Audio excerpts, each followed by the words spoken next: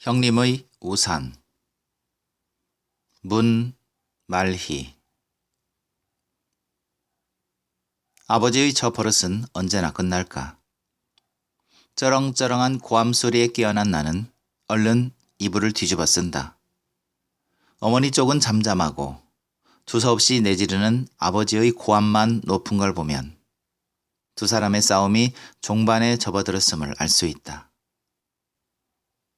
돌아눕자 기다렸다는 듯 속이 쓰리다. 슬그머니 아랫배로 손을 가져가는데 한 톤 낮아진 아버지의 목소리가 들린다. 내가 술, 담배를 해? 친구가 많기를 해. 사업상 하루 외박하는 것 같고 쨍알대야겠어? 픽 웃음이 나온다. 내가 술, 담배를 해? 오입질을 해? 하고 얘기해야 마땅할 터였다. 한 달에 2번 임대료 챙기는 것을 사업이라고 표현하는 것은 아버지의 고약한 습관이다. 아버지가 어떤 여자 앞에서 옷을 벗는 모습을 상상해 본다.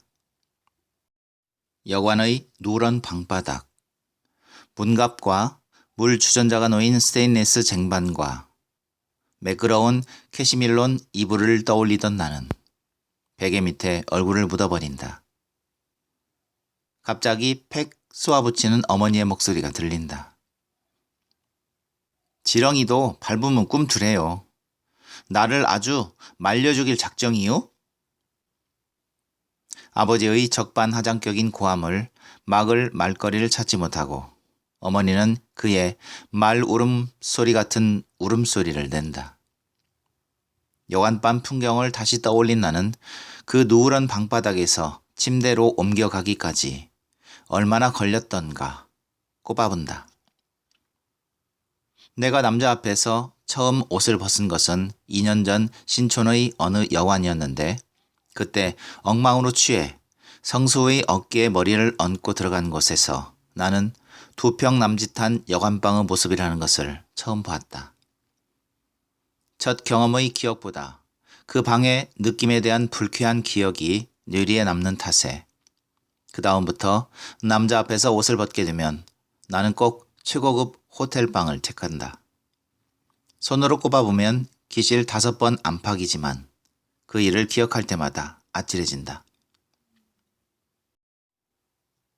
아버지와 마주치는 것을 피해 한동안 더 뭉구적거린 뒤 화장실로 가서 눈밑이 거무스름해지지 않았나 살핀다.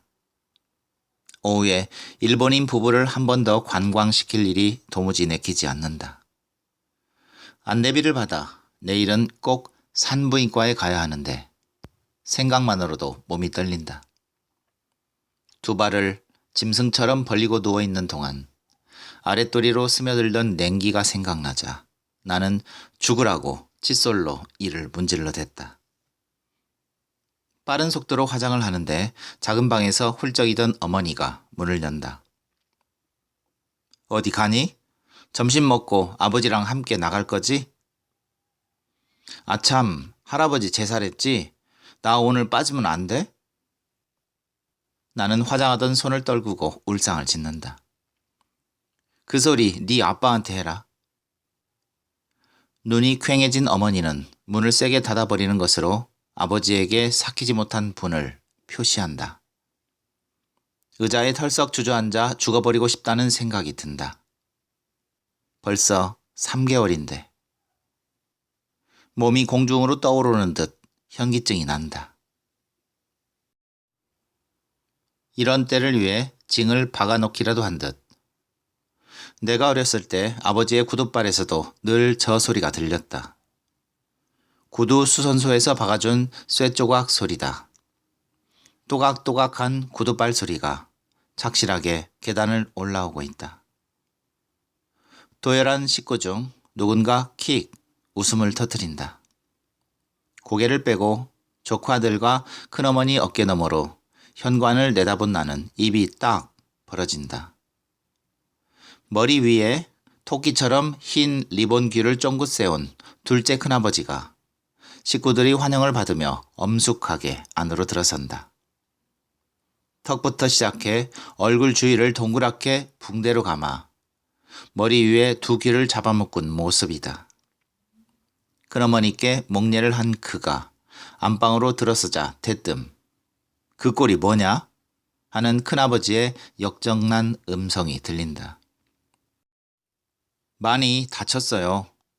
수술 안 받은 게 다행이요. 네가 애냐? 그거 당장 벗어. 그걸로 버스 타고 왔어? 큰아버지의 거듭되는 고성에도 둘째 큰아버지는 끔찍하지 않는다.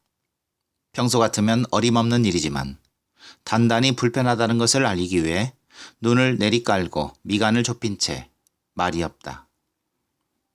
뭔가 생각나게 하는 모습이라 여기던 나는 백화점 수입 과일 바구니의 멜론 덩어리를 떠올린다. 푸르고 못생긴 과일 한 덩이를 분홍빛 리본으로 곱게 묶어 바구니에 담아두었던 것과 영락없이 닮아있다. 우산만 가지고는 영 부족한가 보우? 아버지가 비아냥거리며 손가락으로 붕대 한 귀를 툭 건드린다. 오전에 서너 시간 좋게 자고 난 아버지의 혈색은 도드라지게 좋아 보인다. 그럴 말 마라. 이번엔 정말 죽을 고생했다. 딱 죽는 줄 알았다니까. 그는 무릎에 올려놓았던 우산을 소중히 문갑 위로 옮긴다. 비로소 제삿날다운 분위기가 실감나게 어우러진다. 몽둥이로 두어 대 맞았다면서 뭘 그리 엄살이쇼? 원래 형님 엄살 많은 거 알아줘야 해. 아버지의 말에 역정난 얼굴로 쏘아보고 있던 큰아버지 얼굴이 슬쩍 부러진다. 그거야 집안 내력 아니니? 하고 말하는 듯하다. 큰아버지야말로 간호원이 주사기를 들고 병실로 들어서기만 해도 아야 소리를 지르는 소문난 엄살꾸러기가 아닌가. 술, 담배 잘 못하는 것, 엄살 많은 것, 목청 큰 것들이 이 집안 내력들이다. 성질 좀 죽여라. 몇 살이냐. 싸움도 상대 봐가며 해야지. 아무 때나 주먹을 써? 큰아버지가 어조를 조금 누그러뜨리자 그는 되레 언성을 높인다. 새파란 놈들이 무시하는 걸 관둬요. 내가 누군 줄 알고. 누구긴 한씨 집안의 우산, 한씨 집안의 망나니. 나는 부엌으로 물러나며 불만스럽게 중얼거린다. 저런 인물이 집안에 있다는 게 한심하다고 여기던 마음이 이내 냉소로 굳어진다. 그는 퍽 유난스럽긴 하지만 다른 식구라고 중불나게 나을 것도 없다는 생각에서다.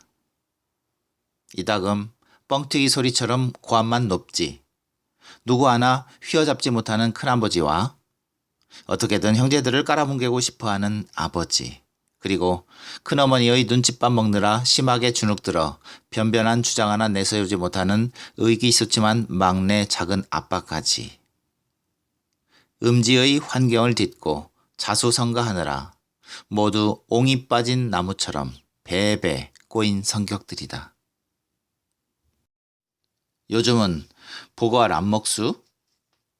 아버지의 비양치는 목소리가 따른다.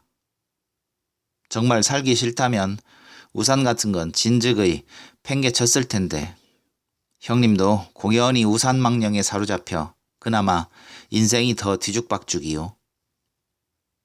저럴 때 아버지는 정말 얄밉다. 남의 약점을 잡아 마치 좋은 소리라도 되는 것처럼 나긋나긋 목소리를 꾸며 말하는 것을 들으면 몸 어딘가가 근지럽다. 우산을 들고 나타나는 제삿날에만 둘째가 범접지 못할 의젓함을 피우려 드는 게 역겨운 구석이 있긴 했다. 사고뭉치 술꾼이 돌연 제사장처럼 근엄 일색인 것이 아무래도 어색하기 때문이다. 그러나 어쩌랴 할아버지 생전의 꿈나무로 사랑을 독차지했던 그에게 임종의 순간 말없이 우산 한 자루가 쥐어졌고 그것이 유일하게 성한 유품으로 제사상 앞에 놓여지고 있는 한 둘째 큰아버지의 풀먹인 옷 같은 엄숙성은 하루만이라도 다침 없이 인정되고 보장돼야 하는 것이다. 날 공부시켰으면 이 손으로 한 집안 일으켰어. 나 화신 앞에서 뺑뺑 돌리던 놈 아니요? 맘에 든다고 한 자식만 찍어 눈물 나게 뒤대져 얻은 게 뭐요? 아버지가 완전히 머리 헛쓰신 거요. 뭐 초록은 동색이다 그런 거였겠지만 아버지가 너무 위태롭게 나간다 싶어 긴장하는데 큰어머니가 전야하고 꽃감 좀 갖다 드려라. 꽃감을 제일 좋아하니라. 꼭 소리친다. 미운털 박힌 둘째가 저지르는 크고 작은 말썽 수발에 이력이 난 큰어머니의 순발력은 대단하다. 쟁반을 들고 나는 뒷방에 줄지어 놓인 음식 광주리에서 이것저것 담아 가져간다. 큰아버지 옆에 앉아 밤을 까먹던 손을 털며 고모가 나를 보다가 너는 언제 시집가니? 하고 묻는다. 여우 같은 고모 눈에 뱃속을 투시당한 듯해 질겁을 하고 도망 나온다. 3개월이면 계란만 하다더라야. 너 어쩔래? 경애에게 내 몸에 사고가 난 것을 알려준 게 후회스럽다. 창피를 무릅쓰고 말해버린 건 무섭고 갈피를 잡을 수 없던 탓이었다.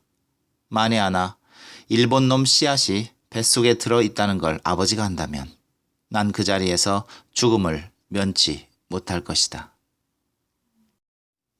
주방 찬장 위에 돌려 세워진 할아버지 초상화 뒷면에 손바닥만한 50년 전 가족 사진이 꽂혀 있다. 하필 그놈들 씨냐? 하는 할아버지의 새된 호통이 들려온다. 시골 농군으로 앞장서 독립만세를 외치고 겨우 생계를 꾸리던 논마지기 중 절반을 떼어 군자금으로 내놓았다는 깐깐한 노인의 얼굴을 훔쳐본다. 신통력이 있다면 저 좀 도와주세요. 전 지금 죽고 싶어요. 매워 보이는 할아버지의 눈매를 향해 하소연하고 나니 눈앞이 정말 아득해진다. 실내를 무겁게 채운 음식 냄새가 역겨워 화장실로 가 찬물에 입을 헹군다. 방 안에서 고스톱치는 소리가 왁자하게 높아지고 이윽고 막내 숙부가 보험회사 외판원인 숙모와 희정을 대동하고 나타난다. 5시가 넘자 7시 약속인 나는 초조해진다. 큰아버지 업무용으로 연중 2번의 큰 제사에 참석하는 것이 철칙이 돼 있지만 왠지 이곳에 오면 나른한 권태감에 빠진다. 먹거리를 들고 들락거리는 조카들과 큰 어머니, 고모의 끝없는 수다와 음식 냄새. 쉴 새 없이 흘러나오는 전축이나 텔레비전 소리를 피해 좁은 2층 집을 오르내리다 보면 머리가 띵 하고 몽롱해진다. 그나마 좋아했던 건 목재로 된 제기를 마른 수건으로 가지런히 닦아내는 일이었는데 스테인리스 제기 일절로 바뀐 뒤론 쨍강거리는 소리나 날렵하게 빠진 모양이 싫어 손도 대지 않는다. 딱히 할 일도 없이 맴돌던 나는 2층으로 오른다. 구석방에 큰어머니의 친정 할머니인 노 할머니가 누워있다. 작은 기척에도 된통 소리를 지르기 때문에 전화기를 들고 베란다로 나간다. 제대로 못 끝내면 어떡해. 그것들이 적당히 돈 주는 거 봤어? 오늘 약속 안 지키면 돈 못 받는 거 고사하고 앞으로 일거리 더 못 줘. 꿈을 대는 내 말에 짐작대로 경애의 목소리가 튄다. 나도 돈 필요하단 말이야. 하지만 그 지들 꼴도 보기 싫은 걸 어떡해. 지금 발목 잡혀 나갈 수도 없어. 일본인 부부가 따라간 경주 관광팀이 아까 서울 도착했다고 연락 왔어. 신용 떨어뜨려서 내 밥줄까지 끊어놓을래? 걱정 마. 그렇지 않아도 이젠 그 일 그만둘래. 끝이라고. 경애의 다급한 목소리에도 전화를 끌어버린다. 속수무책의 심정이 심통으로 끌어올라 나는 베란다를 어슬렁거린다. 몸이 수상해진 것을 알고 나자 일본말 한마디 더 듣는 것조차 힘들었다. 고래와 난 데스까? 마치 그 말 한마디 싸들고 현해탄을 건너온 듯 고개를 바짝 제키며 묻곤 하던 2달 전 젊은 일본 남자와 아이가 분명한데 정작 얼굴조차 기억나지 않는다. 어떻게 그런 실수를 했는지 억울하고 한심하다. 그자들이 주는 술에는 약이 섞여 있다는 게 정말일까? 몹시 경계했었는데도 일어나 보니 호텔방이었다. 술만 마시면 온몸의 기운이 빠져나가는 내 체질을 원망할 수도 없다. 모든 것은 성수 탓이고 내 탓이다. 성수를 차버리지 못하고 질질 끌려다니는 것이 화근이다. 고래와 난데스까? 뱃속에 아입니까? 오, 안대문이다. 물론 안되고 말고. 넌 잠시 안되고 말겠지만 난 까딱하면 인생 자체가 안되고 만다. 나는 얼굴도 또렷지 않은 일본인의 모습을 뭉개듯 전화기를 거칠게 베란다 난간에 놓는다. 시멘트 기둥 곁 눈이 녹은 자리에 잿빛 결빙이 동그랗게 놓였다. 늘 어깨를 웅크리고 걷는 경애는 영하의 날씨에도 고궁을 한 바퀴 돈 모양이다. 혹독한 날씨에 단정한 코트 차림으로 종아리를 내놓고 안내하느라 감기에 걸렸는지 쉰 목소리였다. 상추쌈을 한하기 맛있게 씹던 경애 어머니가 떠오른다. 경애에게서 회사 잡급 일을 한다고 들었는데 얼마 전 우연찮게 언짢은 장면을 보고 말았다. 강남의 한 백화점 화장실 구석에 신문지를 깔고 앉아 경애 어머니는 상추쌈을 먹고 있었다. 화장실 안으로 들어서며 나는 금방 그녀를 알아보았다. 쇼핑객들이 힐끔거리며 손을 씻는 세면대 한켠 옹색한 공간에 5명의 청소부 아줌마가 앉고 한가운데 푸짐한 상추가 있었다. 녹색 야채의 산뜻한 색채가 어울리지 않는 식사 자리를 유난히 민망한 것으로 만들고 있었다. 반찬통들을 죄에 늘어놓고 수저 끝으로 된장을 떠 신나게 쌈을 먹는 그들은 들고 나는 사람들을 아예 쳐다보지 않았지만 나는 경애 어머니가 주먹만한 상추쌈을 입에 밀어넣으며 이 맛에 이 짓 하는겨. 여기 안 나오면 심심해서 못 산다니께 하며 킥킥 웃는 것을 보았다. 속옷도 부실하게 입고 다니며 자존심만 빳빳한 경의 얼굴이 떠올라 얼른 돌아섰다.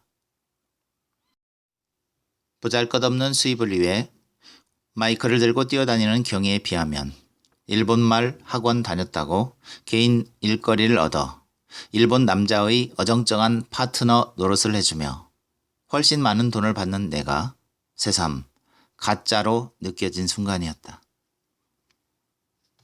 벌써부터 입고 싶어하던 따뜻하고 근사한 무스탕 잠바를 구입할 형편이기는커녕 경애는 늘 돈이 없어 쩔쩔맸다. 그래도 일본 관광객과 잠 한 번 자는 일 없이 단체 안내로 바깥 일만 맡아 했다. 동생 학비를 깨끗한 돈으로 대주겠다나 뭐래나. 난들 돈 대줄 고학생 동생이 없어 그들과 잠자리를 가지는 건 아니지만 내 행동이 그 애와 비교해 더욱 한심한 것만은 사실이다. 모처럼 점잖은 부부 관광객을 맡아 다른 때보다 바쁘게 뛰었던 이번 일거리가 끝나면 수입을 처음으로 몽땅 경애에게 선물하고 싶었는데 부부가 이틀간 단체 관광에 편승해 간 사이 하필 몸에 이상이 생긴 걸 알게 돼 엉망이 돼버렸다. 아랫배 쪽으로만 신경이 쓰인 걸 잊으려고 조카방에서 만화책을 뒤적거리다 던져버린다.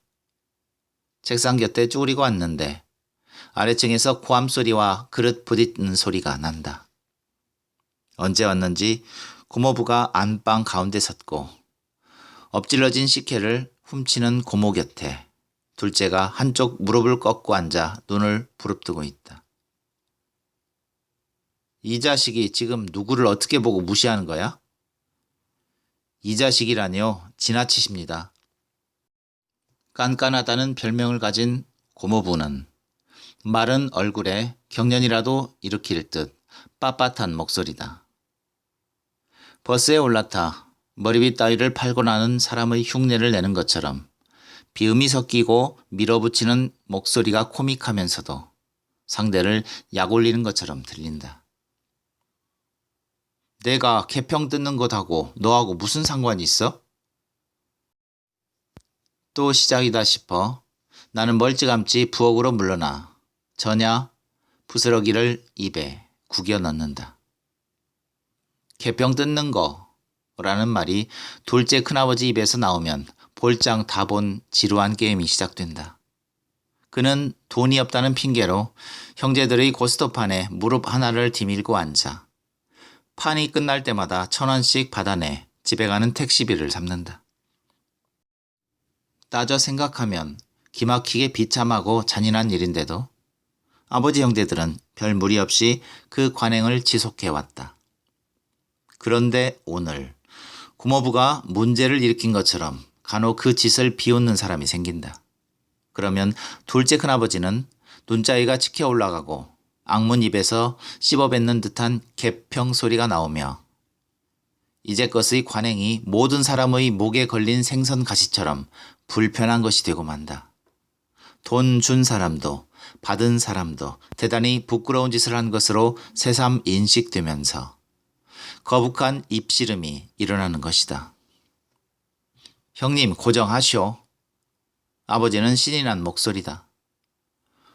두 사람 사이에서 거간꾼처럼 넉살 좋게 웃으며 허풍을 친다. 형님 주책 한두 번이요. 나이 드니까 것도 어째 전부 다 힘이 없어. 야, 거기 우산 좀 가져와라. 아버지는 쩌렁쩌렁 과장된 목소리를 지른 뒤 문갑 위에 검정 우산을 흥분한 형님 손에 쥐어준다. 둘째가 한순간에 비장하게 훌쩍인다. 아이고 아버님, 이 불효자식 두고 먼저 떠나셨소. 내가 킥 웃음을 터뜨리는데 큰어머니의 혀차는 소리가 들린다. 또 시작이다. 9월 어머니 제사는 무사히 넘겼다 했더니. 땅이 꺼지는 한숨소리와 애절한 넋두리를 들으면 보지 않아도 그가 우산 손잡이를 만지며 아버님을 외고 있는 것을 알 수 있다. 기름 발라 윤을 낸 호두알처럼 단단하고 반질반질한 목재 손잡이를 나는 눈 감고도 그려낼 수가 있다. 10살 무렵 손잡이에 양각된 갖가지 문양이 근사해 보여 크레파스칠을 놓고 만홍지를 대어 본을 뜨며 놀다가 둘째 큰아버지에게 된통 귓쌈을 맞은 뒤로 검정우산은 내내 기분을 상하게 하는 물건이었다.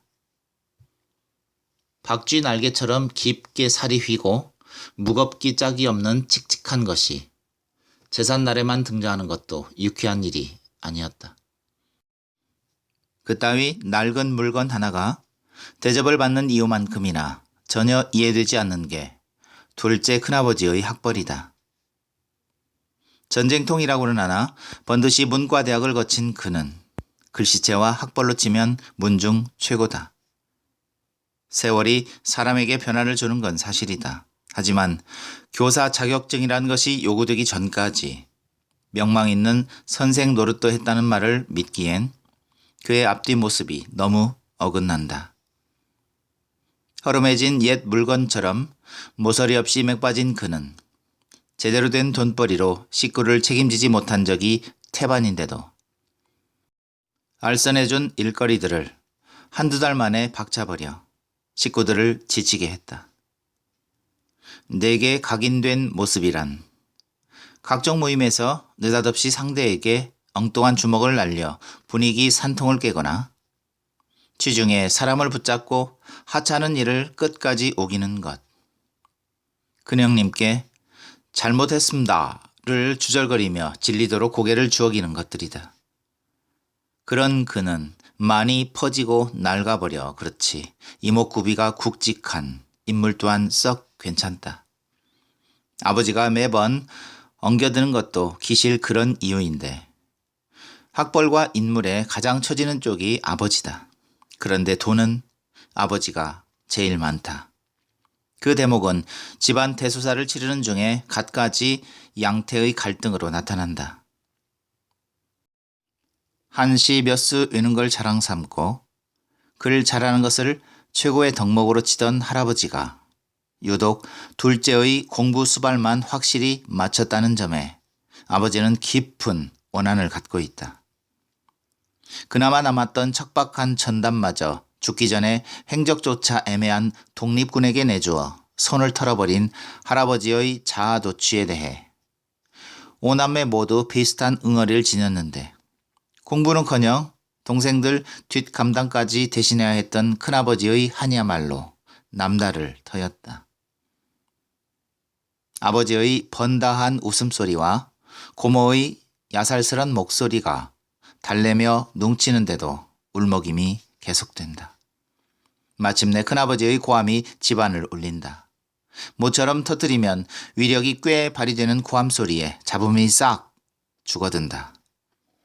조금 뒤 급격히 취기가 동한 목소리로 바뀐 둘째의 혀 구부라진 소리가 들린다. 들여다보니 큰형님의 무릎 앞에 머리를 조아리며 이 죽일 놈이, 이 못난 동생이 하며 협박하는 듯한 태도로 참회사를 시작하고 있다. 오늘은 공교롭게도 사태가 너무 일찍 벌어져 그는 우산을 들고 횡언이 일어나 떠날 말미를 잡지 못했다. 저녁 전이니 제사를 서두르기에도 워낙 이른 시간이다. 결국 큰아버지가 울컥거리는 동생을 달래 등 뒤에 재운다. 소문대로 그가 밤마다 우산을 안고 자는지 궁금하다. 할아버지는 많은 물건 중 왜 그것을 남겼는지 모를 일이다. 집안의 문맥을 세울 제목으로 아꼈던 아들이라면 바나나처럼 둥글게 휜 안경집이나 붓 같은 것을 줄 수도 있었을 것이다. 몇 해 전 고만고만한 5명의 내 사촌들이 모여 잡담하던 자리에서 장손인 준식 오빠가 아는 척 얘기를 꺼낸 적이 있긴 했다. 문제는 손잡이에 새겨진 한시인데 그게 인간의 이상을 읊은 것이거든. 사나이로서 큰 뜻을 품으라는 의미였겠지?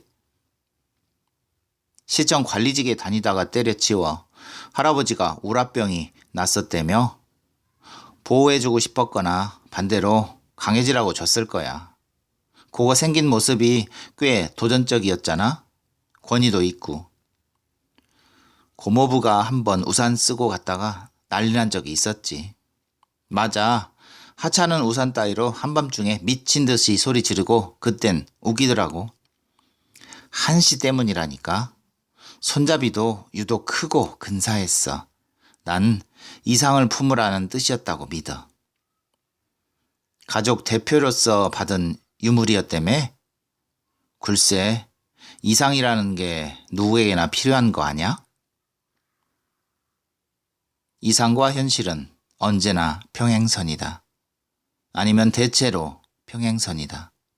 아니다. 내게는 늘 평행선이었다. 나는 도대체 너무 낡아 글씨 하나 제대로 읽을 수 없는 목재 손잡이 위의 식구가 이상을 운운한다는 것에 비위가 상했다. 멀쩡히 살아있는 젊은 내가 새로운 세상을 추구하기는커녕 출구를 못 찾아 전전긍긍하는데 우산자루 따위가 제 쌍 앞에서 묘한 암시를 피우며 누워있다는 게 싫다.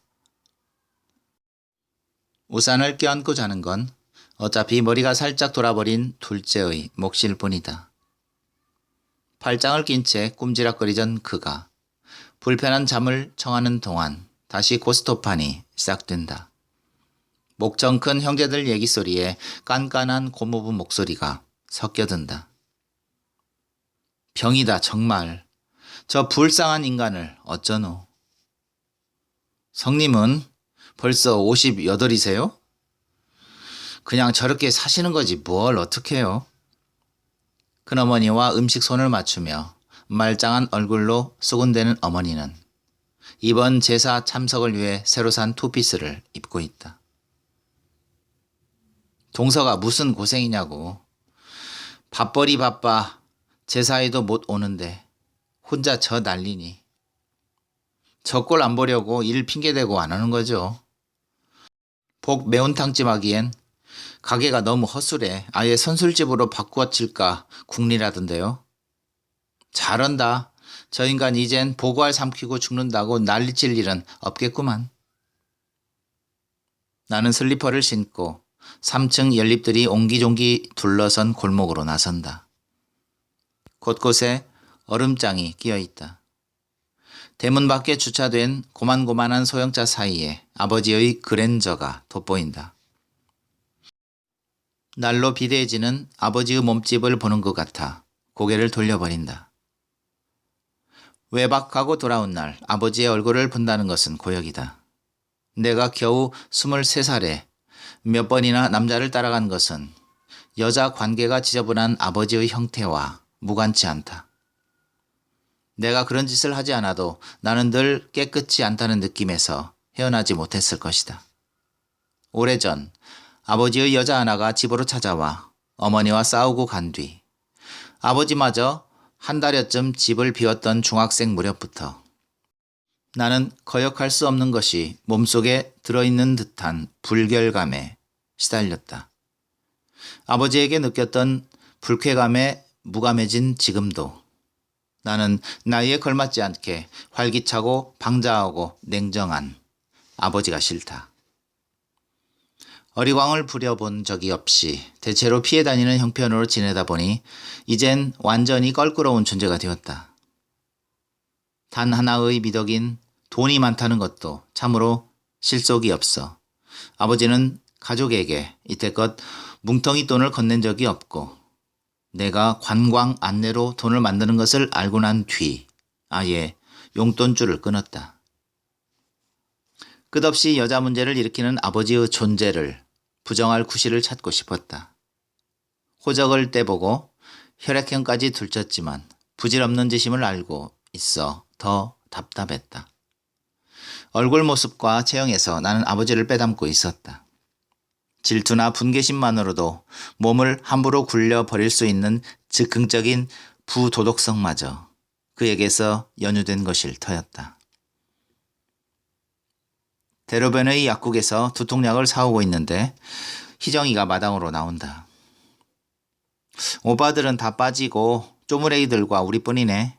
언니, 관광회사가 잘 돼? 바쁘다며? 큰엄마가 자랑하시던디? 우리 엄마 허풍 한두 번 겪었니? 글쎄, 일은 있어. 아르바이트로 나도 해볼까? 나 영어 좀 하거든.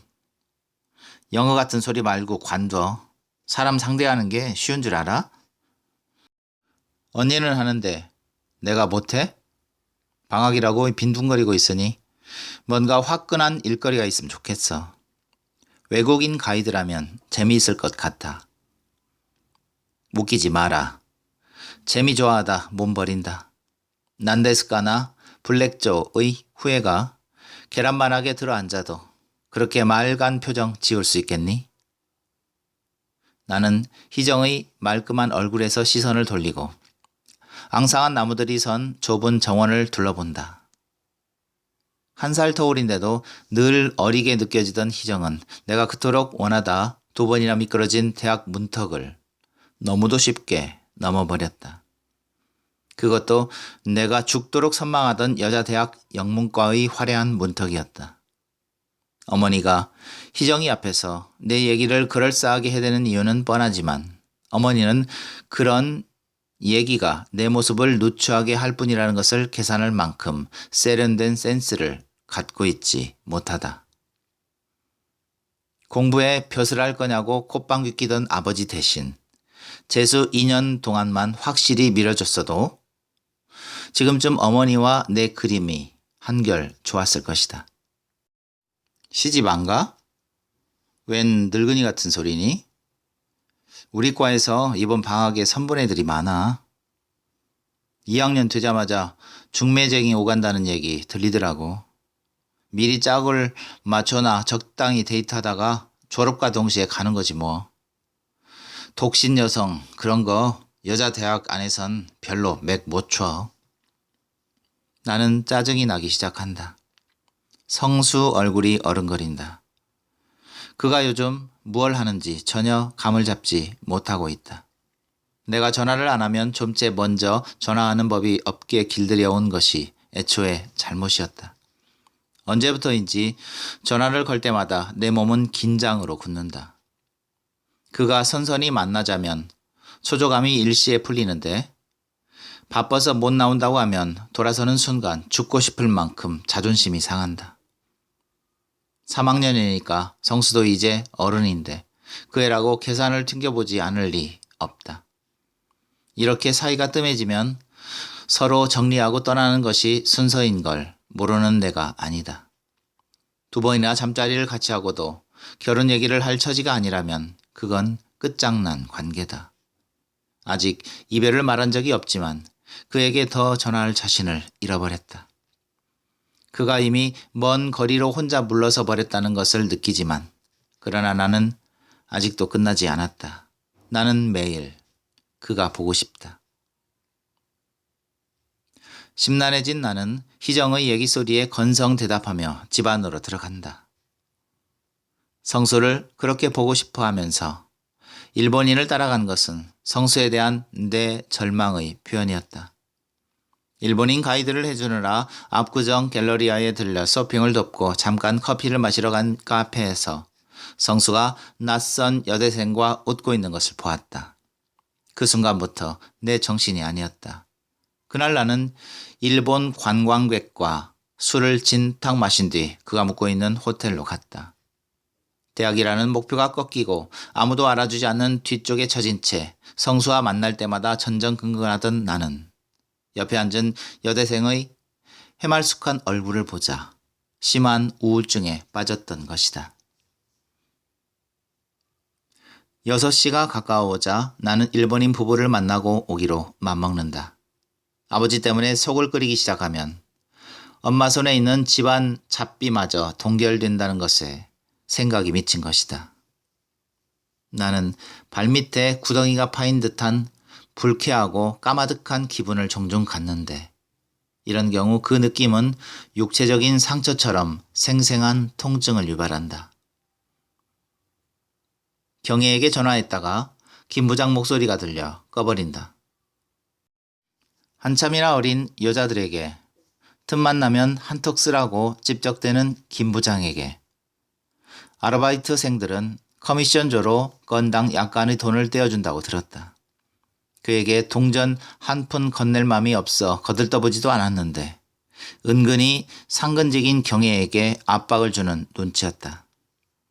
경혜의 알선으로 아르바이트를 한 뒤 못 볼 일 많이 겪은 셈이다. 언제까지 이 일을 할지 아버지의 얼굴을 떠올리면 집에 들어가고 싶은 마음이 싹 가신다.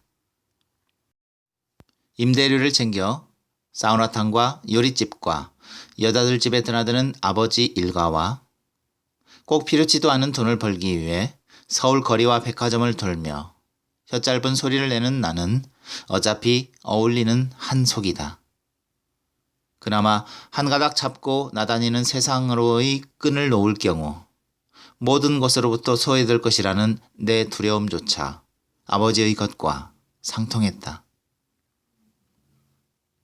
강남의 약속 장소까지 가기엔 시간이 남아 잣일을 돕다 편하지 않게 사라지기로 한다. 2시간 야경을 안내하고 제삿전에 돌아올 작정이다. 뱃속의 문제는 며칠이나 더 기다려줄 것인가. 내 삶의 덩어리가 검은 구덩이 속으로 깡그리 잡아채이는 듯하다. 공기마저 거미줄처럼 얼굴에 걸리적거리는 느낌에 어지럽다. 나갈 잠을 살피려던 내 계획은 부엌 일을 도운 지 10분도 못 돼 망가진다. 아버지와 둘째 큰아버지 사이에 육박전이 벌어진 까닭이다. 어려서부터 보았던 일이라 희정이조차 냉랭하게 물러서 있지만 놀란 조카들이 울음을 터뜨린다. 둘째가 일어나 주정을 시작한 모양이었다.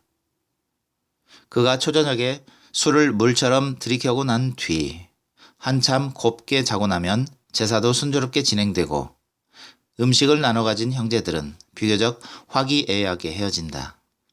그런데 고스톱한 소리에 깨었는지 처음부터 고모부의 불손한 태도에 앙심을 품어 잠을 못 이뤘는지 방금 벌떡 일어선 둘째가 아버지께 시비를 건 것이다. 이번엔 훌쩍이는 신세 한탄 정도가 아니라 위태롭게 주먹을 내지르며 권투선수 같은 폼으로 아버지를 향해 주먹을 흔든다. 얼굴이 벌겋게 부푼 아버지가 소리쳤다. 형이다 뭐요? 차라리 내 동생을 하시오. 형제들 밥 가로채 혼자 잘 먹고 잘 썼으면 공을 갚아도 한참 갚을 텐데 이리저리 등이나 치고 대체 뭐요? 네가 나한테 잘한 건 뭐냐? 몇십억 부자라며 1원 한 장 내놓은 거 있어? 난 그렇게 않는다. 있으면 다 내놓고 같이 잘 살지. 혼자 배때기 안 채워. 저런, 나는 침을 꼴깍 삼킨다. 둘째 큰아버지 머리가 한때 비상했다는 점을 의심할 만한 대목이며 아버지가 기다리던 찬스다. 돈 얘기만 나오면 아버지의 어조는 점잖아진다. 형님이 나한테 잘해주면 나도 형님 생각 안 하겠어. 우산 자루나 잡고 있으니. 이번엔 아버지의 실수다. 우산 소리에 둘째 큰아버지 눈이 꼿꼿이 서며 중언부언하던 어투가 사라지고 오만해진다. 표정이 질겨진다. 어차피 이 풍진 세상이다. 너 같은 놈이 돈 벌어 떵떵거리는 세상이니 큰 뜻 품고 살기에 아까운 세상이야. 얼씨구 지하의 아버지가 땅을 치겄수. 아직도 우산이 무슨 명패라고 생각하고 줄 게 없어 그거 하나 쥐어준 거요. 공부하느라 돈 들인 것만큼 토해서 식구들 건사했어도 내 그 우산 이 풍진 세상 바람막이 노릇했다고 대접하겠어. 꿈 깨시오. 그렇게 본다면 우산이 과연 그럴듯한 물건이기는 했다. 그것을 펴서 온 집안의 올망졸망한 인간들을 덮어줄 수도 있었을 테니까. 그러나 둘째 큰아버지가 그걸 들고 가족들 위에 서 있는 모습은 광대 그림을 연상시킨다. 낡은 우산은 어차피 어떤 의미를 감당하기에도 너무 초라하다. 모처럼 그럴듯한 말솜씨를 부리며 잘 나가고 있는 아버지에게 둘째 큰아버지는 위아래 모르는 쌍놈이라고 소리친다. 바지 앞지퍼가 죄 열린 채 와이셔츠 자락을 펄럭이며 큰아버지가 말리는데도 귀에 촌동을 밀어넣은 듯 자기 말만 늘어놓는다. 횡설수설은 곧 방향을 잘못 잡아 어긋난다. 30년 전 보안사놈들 두들겨 펴진 것부터 엊그제 복집 손님과 한판부터 박치기를 날렸단 얘기까지 엉뚱하게 이어진다. 손님에게 몰매 맞아 토끼기처럼 생긴 붕대가 등장한 것을 나는 비로소 깨닫는다. 맥이 빠진 것은 아버지 쪽으로 약을 올려 한바탕 육박전을 치르고 싶은데 뜻을 이루지 못한 눈치다. 지겨움에 겨운 얼굴로 서 있는 식구들 턱 밑에 얼굴을 들이밀고 둘째가 취기를 못 이기는 척 뒤뚱거리자 식구들이 웃으며 물러나 버린다.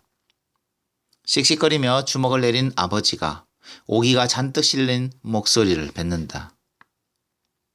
제길 다 늙어 장가는 또 뭐여? 젊은 각시 얻어 그나마 맨정신 조금 남아있는 것마저 녹여버렸지? 그의 얼굴이 굳어지는가 했더니 순식간에 아버지의 면상이 들이받친다. 서너 발짝 충분히 떨어진 거리를 두고 일어난 일이라고 믿기 힘들다. 아버지가 나둥그러진 것보다 수차 들어왔던 둘째의 박치기와 몸 날리기의 귀신 같은 수법을 목도했다는 것에 나는 놀란다. 멍청이 앉았던 아버지가 일어나 기어이 일을 저지른다. 문갑 위에 놓였던 우산을 무릎에 대고 꺾어버린다. 그것도 모자라 산수가 어우러진 풍경 위에 식구가 멋지게 양각된 목재 손잡이를 문지방에 내리쳐 여러 동광을 내버린다. 방 안이 침묵에 잠긴다. 둘째의 얼굴이 창백하게 질린다. 큰아버지는 뾰족한 쇠우산살에 찔린 것처럼 눈을 흡뜬다. 실밥이 뜯어진 검은 우산은 구겨지고 허리가 휜 채 몰매 맞은 여자처럼 바닥에 팽개쳐져 있다. 불길하게 보이는 자극적인 모습이다. 조카의 하나가 달려나가 부러진 자루를 주우려다 덜미가 잡히고 울음소리가 난다. 아버지의 제풀에 놀란 얼굴은 의외로 처참하게 일그러져 있다. 장위동 고개 얼음에서 다시 길이 막힌다. 나는 내내 운전대를 잡게 된 불행을 원망하고 있다. 차 안에 갇혀 길가 레스토랑의 불빛을 바라보니 지금이라도 그를 내려놓고 약속 장소로 가고 싶다. 백밀러로 뒷자리를 살핀다. 그는 눈을 감고 있다. 풀려내린 붕대가 후줄근히 옷깃에 감겨있다. 나는 그의 이마 어디에 핏자국이나 상처가 있나 찾아보다 포기한다. 그는 외로워 보인다. 아니, 그것은 내 의도적인 착각일 것이다. 나는 처음으로 그를 고통을 가진 사람으로 느끼고 그 느낌의 부당성에 놀란다. 고통이 없는 사람이란 없을 터였다. 그가 식구들에게 그 단어를 연상시킨 적이 없다는 것이야말로 그의 특징이었다. 그가 어떤 느낌을 가지고 사는지 생각해 본 적이 없다. 익히 안다고 느꼈거나 귀찮았다기보다 보잘것없는 우리의 생은 모습이 나를 그렇게 무심하도록 놔뒀을 것이다. 23살에 화장을 짙게 하고 순발력 있는 감정과 화수를 가진 내가 진열대에 놓인 과자 상자나 옷 몇 벌 정도로 인생을 대수롭게 여기지 않는다는 걸 알면 어떤 사람은 놀랄 것이다. 나는 그를 훔쳐보는 것을 멈춘다. 오래전 어느 제삿날, 그때 큰아버지는 허름한 산중턱에 살았는데 텃밭으로 이어지는 흙마당가에 선 소나무 뒤에서 그가 선 채로 울고 있었다. 어른이 오는 것은 무서운 일이었다. 나는 두근거리며 방 안으로 들어가 숨었는데 이제 그 기억이 한 줄기 날카로운 통증으로 지나간다. 큰아버지네 두 오빠 중 한 사람만 일찍 왔어도 내가 그를 월계동 산동네까지 데려다 줄 일은 없었다. 갈수록 차가 막히는 길 복판에서 민기적거리던 나는 어디에든 차를 박아버리고 싶다는 충동을 느낀다. 암담함이 더러운 점액질처럼 가슴을 채운다. 뒷덜미에 걸리적거리는 긴 머리카락이 성가셔 신경질적으로 밀어낸다. 겨우 밀려가던 차는 먼지를 뒤집어 쓴 공구상들이 들어선 곳에서 서버린다. 답답하다. 산부인과 진찰대 위에 세워졌던 두 개의 철제 발 받침대가 눈앞에 번쩍인다. 두 다리 사이로 스미던 낯설고 무섭던 냉기. 아버지의 여자들과 성수와 뒤에 앉은 둘째 큰아버지까지 내 앞의 우울한 모든 것들이 시간을 아무리 보내고 100년을 사라졌다 돌아와도 풀리지 않은 답답함으로 남아있을 듯하다. 간신히 드림랜드 앞까지 갔을 때 그가 내 등을 찌른다.